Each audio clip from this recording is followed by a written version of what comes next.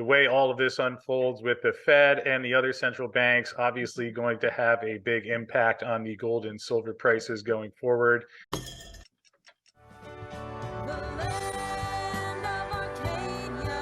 Well, hello there, my friends. Chris Marcus here with you for Arcadia Economics on a Wednesday morning as we check into the latest news and activity in the silver and gold markets. Has been a relatively quiet week so far, starting off this week as all eyes largely on the Federal Reserve meeting, which will be coming your way just a week from today on next Wednesday. Obviously, the markets looking largely ahead to see what the Fed does at that meeting, where a pause in the interest rate hikes largely priced in, not necessarily the end of the interest rate hiking cycle, but we will dig into that as well as some of the latest silver news and more. And to kick things off, let's take a look at today's silver chart. We see here that early this morning there was a spike around 10 o'clock before the price came right back down, almost 50 cents lower from that spike, as you can see on the chart here, to about 24.10 almost. Now currently on the futures chart, about 23.60. We do see a similar trajectory in the gold market, where gold again spiking up to a little bit over 1985 and now down to 1965. Perhaps not entirely surprisingly, we can see that this same pattern holds in the inverse in the dollar market, where there was a plummet right around that 10 a.m. Eastern mark and then rebounded higher. So once again, we continue to see the gold and silver prices trade largely in tandem inversely to the US dollar, which is why basically everything that comes out of the Federal Reserve or is looked to towards the Federal Reserve has such an impact on gold and silver. And perhaps that's been the case for quite a while, and certainly not lessening to any extent these days. So again, as I mentioned, we do have that meeting coming up next Wednesday, where current odds are calling for about a 70%, or now down to 63% chance of a pause at that meeting. Last week, there was some commentary from some of the central bank governors that they may indeed go on pause in the June meeting. So the probability of a rate hike came down quite a bit. And now, as you can see, almost 2-to-1 of a pause versus a hike. Again, one of the things that they've mentioned is that even if there is a pause in June, does not necessarily mean that the rate hiking cycle is complete. And you can see, if you take a look at the probabilities out to July, we're currently at a 50% chance of a quarter point hike, 20% chance that will be 50 basis points higher by the end of the July meeting, and a 30% chance that we will be at the same 5 to 5.25 range. Look at the probabilities a little bit further out. You can see here is the June meeting pricing in an expected pause. Looks like the market's expecting a quarter point higher, and now with the markets also pricing in a first rate cut at the November meeting. Obviously, we've seen a similar pattern priced in over the last couple of months, with especially the banking issues causing a lot of the market to believe that we will get rate cuts later this year. Fed has been pushing back on that, and we've seen they've continued to raise rates and suggest that there will be no rate cuts later this year, which will largely be dependent upon how the economy and the market handles the effect of the higher rates that have been priced in.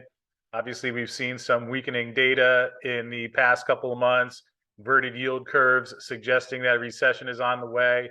And of course, there is the possibility of further banking issues, something we'll touch on in just a moment, as Janet Yellen even had some comments about the commercial real estate sector that I thought were interesting, and we will cover. So in either case, I don't think it's necessarily a given that there are going to be rate cuts this year.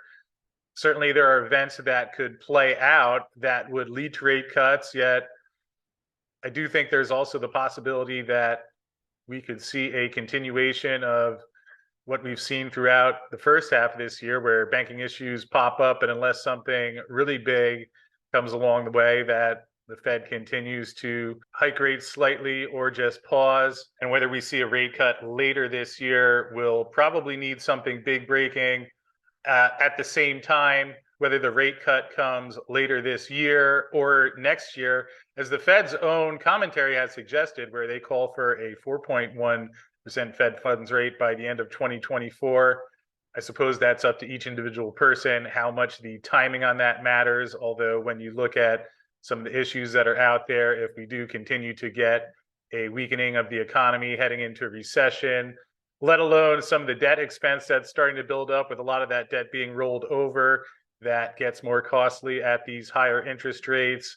I do think that we will be seeing rate cuts in our future, whether that ends up being in 2023 or 2024. So, of course, we will keep an eye on that going forward here. And in terms of the inflation that they've been trying to bring down, here's the chart going back to 2019. This is the CPI, which again, with all the changes in the formula over the years, perhaps not the most entirely accurate indicator of how fast prices are actually going up, but you can see we got to that peak back in July of last year, 9.1% year over year. Has come down quite a bit since then. Last reading was in May of 4.9%. Obviously, still quite a bit of ways over the Fed's 2% inflation target, which we'll keep an eye on to see if there is some point that they wonder whether 3 or 4% is the new normal in terms of what is the ideal inflation rate. We've heard whispers of that, perhaps more so in Europe, but at least as of now, inflation, according to CPI, has come down, but still a ways to go. Of course, there is some lag in the time between when interest rates are hiked and the impact of that policy that, again, we saw earlier this year, and just have to keep an eye on it going forward. Although one of the things that certainly will be worth tracking is the conditions of the banks, and in particular the commercial real estate market, which has a lot of debt that's coming due to be rolled over and will be facing higher interest rates. And as I mentioned, there was some commentary from Janet Yellen on Wednesday suggesting that we could see further consolidation in the banking sector. Also interesting that here she mentions she also expects there will be big issues in the commercial real estate sector given the changing approach to work. Of course, she continues to suggest that her overall read is that the level of capital and liquidity in the banking system is strong, and there will be some pain associated with this, but the banks should be able to handle the strain, which is largely in line with what she said so far. Of course, she also said that we wouldn't see another financial crisis in our lifetimes, which personally I take with a little bit of a grain of salt, but interesting that she is noting that there are challenges coming in the commercial real estate sector, and that is another thing that certainly we will be keeping an eye on going forward. In terms of how all of this is going to be affecting the dollar, again, obviously our dollar index here, comparing the dollar against a bunch of other currencies, largely the euro, yen, the pound, which combined make up about 80% of the basket the dollar is compared against. And just worth noting that inflation in some of those other areas still quite a bit higher than in the US, even despite the fact that those central banks raising interest rates as well.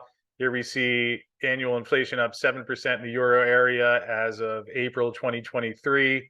You look at the interest rate hikes. Here is the European Central Bank, which has been raising rates and still has a couple of rate increases expected. Christine Lagarde, ECB president, we have more ground to cover. We're not pausing. This is extremely clear. Seems like the market's expecting about 2 more interest rate hikes from the ECB. Although it will be interesting to see how they handle if the inflation does not continue to come down further than it already has. Again, that's one of the areas where we've heard some commentary about perhaps suggesting that the new ideal inflation target is higher than 2% if they struggle to get it down to 2%, which would not be entirely shocking. Taking a look over at England, you see again some pretty high inflation rates, even despite the hikes that they've done so far. Was up at 11.1% in October, down to 8.7% in April, obviously still quite elevated. And certainly if that forces some of these other central banks to continue raising rates, that is something that could drive the dollar index lower if the Fed pauses and some of the other central banks are continuing to hike. On Wednesday morning, we also saw the Bank of Canada end their pause with another rate hike, which was largely unexpected, bringing their rates up to 4.75%. And 2 days ago, Australia also raised their interest rates. So the way all of this unfolds with the Fed and the other central banks obviously going to have a big impact on the gold and silver prices going forward. And one chart that I thought was interesting and worth sharing here is Canadian home prices fell 8.5% over the last year, largest year-on-year decline. So certainly the higher interest rates making their impact felt and known. We've had slowdowns in the US real estate sector amidst the higher mortgage rates and tighter credit conditions. And we'll likely see some of these trends continue as the rate hikes that have already been done, as well as the ones that could be coming forward, are felt in the markets. So again, in some ways, perhaps pretty encouraging for gold and silver that we have seen the prices rally over these past couple of months as they have, and even stay at the current levels.